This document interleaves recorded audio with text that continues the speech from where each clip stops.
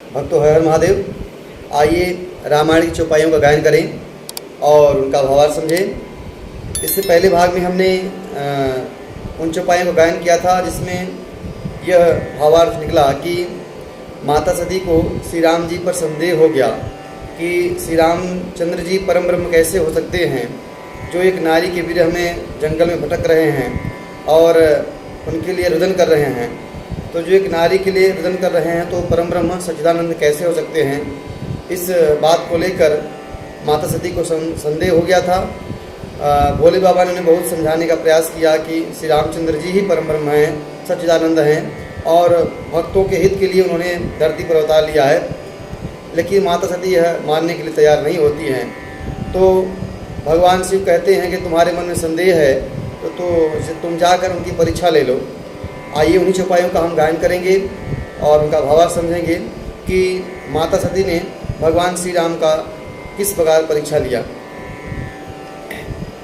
जो तुम्हारे मन अति संदेह तो किन जाई परीक्षा लेहु, तब लगी बैठ रहूं बट छाही, जब लगी तुम आए हूँ मोहि पाही, जैसे जाई मोह भ्रम भारी, करहूँ सो जतन विवेकु विचारी, चली सती शिव आय सुपाई, करई विचारु करूँ का भाई।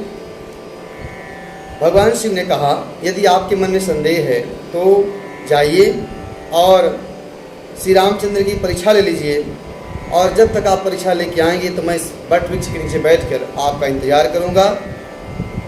आपका जिस तरह संदेह जाए, जिस तरह से संदेह की निवृत्ति हो, उस तरह से विचार करके आप उनकी परीक्षा लीजिए। भगवान शिव की आज्ञा पाकर माता सती भगवान श्री राम की परीक्षा लेने के लिए चल दी और जाते समय वो रास्ते में विचार कर रही हैं कि हम क्या करें, किस तरह से परीक्षा उनकी लें। आगे, यहाँ शंभुव से मन अनुमाना, दक्ष सुता कहूँ नहीं कल्याणा, मोरे कहे न संशय जाही, विधि विपरीत भलाई नाही, होई हई सोई जो राम रचि राखा, को करि तर्क बढ़ावे शाखा, अस कही लगे जपन हरि नामा, गई सती जहाँ प्रभु सुख धामा। भगवान शिव बट वृक्ष के नीचे बैठे बैठे मन में अनुमान लगा रहे थे कि अब सती जी का कल्याण नहीं है, क्योंकि मेरे समझाने के बाद ही उनके जो मन का संशय है वह नहीं जा रहा है, अब विधाता ही प्रतिकूल हो गया है। भगवान शिव मन में सोचते हैं कि होगा वही जो श्री राम की इच्छा होगी, तो मन में हम विचार नाना तरह के विचार करके शाखा को इसी क्यों बढ़ाएं। और यह विचार करके भगवान शिव प्रभु श्री राम का नाम जपने लगे और माता सती वहाँ पहुँच गई जहाँ प्रभु श्री राम थे। पुनि पुनि हृदय विचारी करी, धरि सीता कर रूप, आगे होई चली पंथ, तेहि जहि आवत नरभूप। बार बार हृदय विचार करने के बाद माता ने कि इनकी परीक्षा कैसे ली जाए, यह उनके मन में बार बार विचार आ रहा था। तो उन्होंने माता सीता का रूप बनाकर भगवान श्री राम की परीक्षा लेना चाहा, और जिस मार्ग में प्रभु श्री राम और भ्राता लक्ष्मण जा रहे थे उसी मार्ग में माता सती सीता का रूप बनाकर आगे आगे चलने लगी। लक्ष्मण दीख उमा कृत वेखा, चकित भये भ्रम हृदय विशेखा, कहि न सकत कछु अति गंभीरा, प्रभु प्रभाव जानत मत धीरा, सती कपटु जानेउ सुर स्वामी, सब दर्शी सब अंतर जामी, सुमिरत जाहि मिटहि अज्ञाना, सोई सर्वज्ञ राम भगवाना। भ्राता लक्ष्मण ने जब माता सती के कपट रूप को देखा तो वह भ्रमित हो गए, चकित हो गए, लेकिन वह बहुत गंभीर हो गए, कुछ कह नहीं सके, क्योंकि वह प्रभु श्री राम के प्रभाव को जानते थे कि हमारे प्रभु जो हैं वह अंतर्यामी हैं, सबकी बात को जानते हैं। सती के इस कपट को श्री रामचंद्र जी समझ गए, क्योंकि वह सभी के अंतर्यामी हैं, अंतर्मन को पढ़ने वाले हैं प्रभु श्री राम। जिनके नाम के सुमिरन से अज्ञान मिट जाता है वही भगवान श्री राम हैं।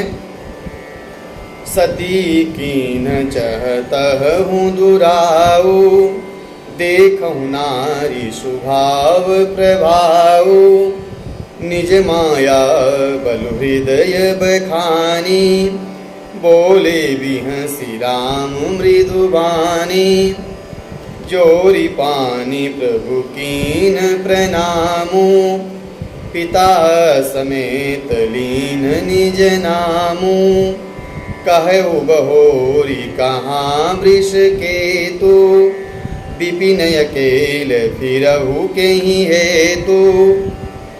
भगवान श्री राम से माता सती कपट करना चाह रही थी, अपने वास्तविक रूप को छुपाना चाहती थी। भगवान ने नारी स्वभाव को देखा और अपनी माया का मन ही मन में बखान करने लगे कि माया का ऐसा प्रभाव कि सती भी उनके माया के उसमें आ गई और उनको भ्रम हो गया। इस प्रकार भगवान श्री राम विनम्रतापूर्वक माता सती से बोले और पहले प्रभु ने हाथ जोड़कर उन्हें प्रणाम किया और अपने पिता सहित रघुनंदन दशरथ नंदन यह नाम बताकर माता सती से उन्होंने प्रणाम किया और कहा कि भगवान वृषकेतु कहाँ हैं और आप इस जंगल में अकेले किस लिए भ्रमण कर रही हैं। राम बचन मृदु गूढ़ सुनी, उपजायति संकोचु, सती सभीत महेश पही, चली हृदय बड़ सोचू। रामचंद्र की सरल वाणी मृदु वाणी सुनकर सती के हृदय में काफ़ी संकोच हुआ और वह डरी हुई भगवान शिव के पास चली।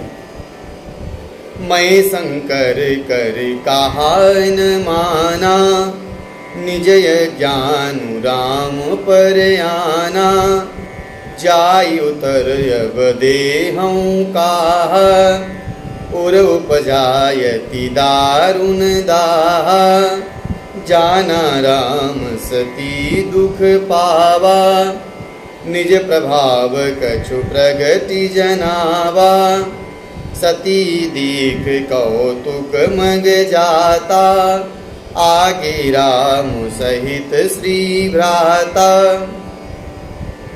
माता सती भगवान शिव के पास जाते हुए रास्ते में विचार कर रही हैं कि मैंने भगवान शिव की बात को नहीं माना और अपने ज्ञान को श्री राम जी के ऊपर थोप दिया। अब मैं जाकर प्रभु भोले शंकर से क्या जवाब दूंगी। यह सब सोचकर उनके मन में काफ़ी जलन पैदा हो रही थी, काफ़ी दुख प्रकट हो रहा था। भगवान श्री राम समझे कि सती के मन में परीक्षा को लेकर काफ़ी दुख हुआ है, तो उन्होंने कुछ अपना प्रभाव माता सती को दिखाया। माता सती जिस रास्ते से जा रही थी तो उन्होंने देखा कि आगे श्री राम जी, सीता जी और लक्ष्मण जी उनके आगे आगे चले जा रहे हैं। फिर चितवा पाछे प्रभु देखा, सहित बंधु सिय सुंदर देखा, जह चित वहीं तह प्रभु आसीना, से वहीं सिद्ध मुनीस प्रवीणा, देखे शिव विधि विष्णु अनेका, अमित प्रभाव एक तेका, बंदत चरण करत प्रभु सेवा, विविध वेश देखे सब देवा। माता सती जिस मार्ग से जा रही थी तो उन्होंने देखा कि उनके आगे आगे प्रभु श्री राम, माता जानकी और लक्ष्मण जी चले जा रहे हैं। तो उनको भ्रम हुआ, तो उन्होंने पीछे देखा तो वहाँ भी देखा कि प्रभु श्री राम, माता जानकी और लक्ष्मण जी उनके पीछे पीछे चले जा रहे हैं। माता सती जिस ओर नज़र को उठाकर देखती, उस ओर यही झांकी उनको दिखाई देती। जहाँ भी देखती कि प्रभु श्री राम, उनका पूरा दरबार, सिंहासन पर भगवान श्री राम बैठे हैं।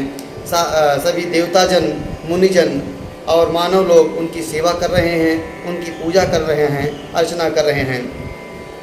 सती जी ने देखा कि अनेक शिव, ब्रह्मा और विष्णु जो एक से बढ़कर एक असीम प्रभाव वाले हैं, वह भांति भांति के भेष धारण करके श्री रामचंद्र जी की चरण वंदना कर रहे हैं। सती विधात्री इंदिरा देखी अमित अनूप, जहीं जहीं भेष जादि सुर, तहीं तहीं तन अनुरूप। उन्होंने अगणित अनुपम सती ब्रह्माणी और लक्ष्मी देखी।